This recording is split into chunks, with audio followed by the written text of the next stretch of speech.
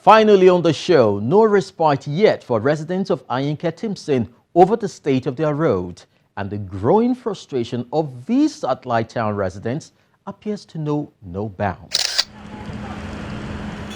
Ayinke Timson, one of the many streets in satellite town, is less than 400 meters in length, yet it's a very major route.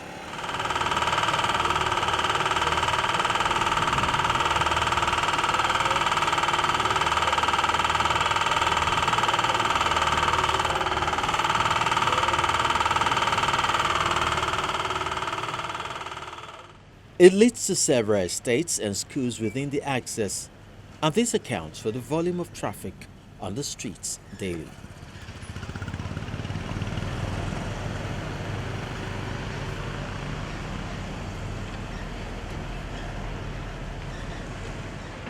However, driving down the road is often quite tortuous, as potholes litter every meter of the stretch.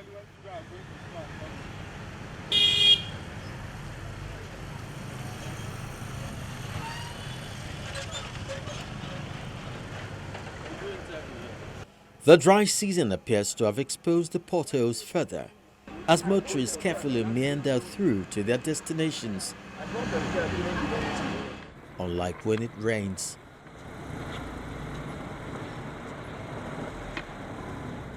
This video shows our experience during our previous visit to the area earlier this year.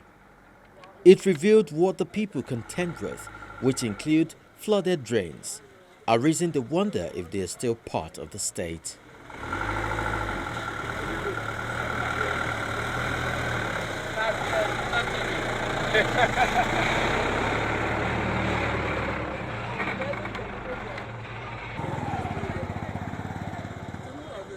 Number one, want to appreciate your coming, because that will expose the evil, I will call it, that has been done in this environment.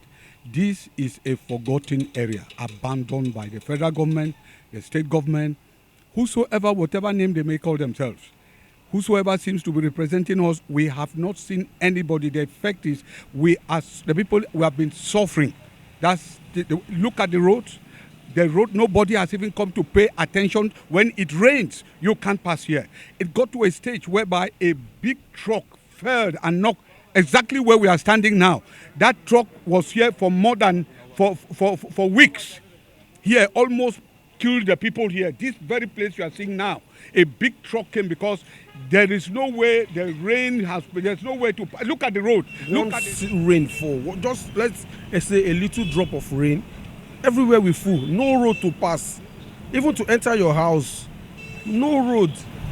It's very, very tough these days, because at times in the morning when I have to take my children to school, I get stuck up in this bad road, because even at times when the cars are trying to stop for the other ones to pass, they get it, as in they eat themselves.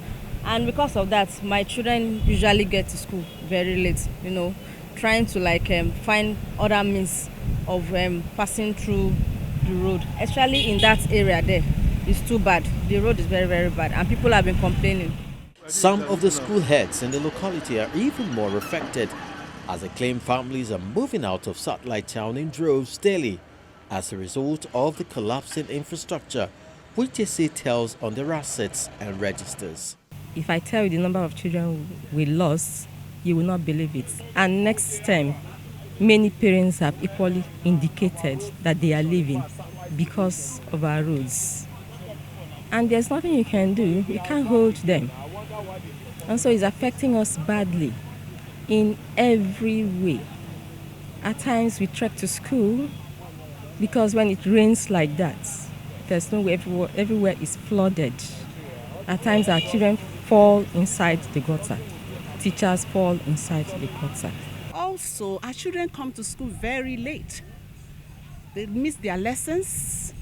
Their parents complain about their vehicles breaking down from time to time because of the bad roads. And I begin to wonder what has happened to our government, the local government and the state and federal government, as if this side of the country is abandoned, is forgotten. As if people here don't pay their taxes, I see people here are different from other people, even in Lagos here.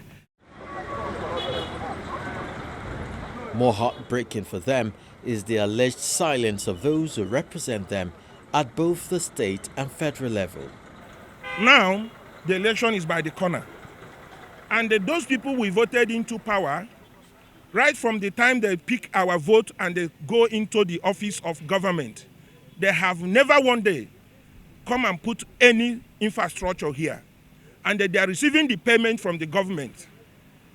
So we have been trying our best, calling upon them to make sure they come and do something. We don't say they should do all. Just do a little thing that can give traffic free for people to get to their different business area and their houses. You have the video for the rainy season, and I'm happy you will get this video now to see the problem we are passing through in Satellite Town. We are using this opportunity to let them know that this time election will not be by party voting. It will be by individual. Because we supported them fully last election, especially those in the House of Representatives. They are not telling us they are legislator. They are not administrator. You witnessed what tanker did one of our community members last time. That a tanker that carried a fuel matched this man completely. He died there. Somebody that's supposed to weather the next Saturday. He died off. He witnessed it. So all these things is as a result of no good road, no good drainage. Even this drainage you are seeing today, you are aware. It was as a result of our cry that Lagos State come and put it for us. And since then, nothing again has been done. Going forward, they can only appeal for intervention and wait for response. All the roads in Satellite generally are so bad. And my appeal now is to those people that are concerned, whether state, local, or federal government, to help us out. Because all the roads are impassable. But it's even better now, when it rains, when there is rain, you cannot move anywhere. Even the transport from Abuja, they decide this place, unless you take Okada.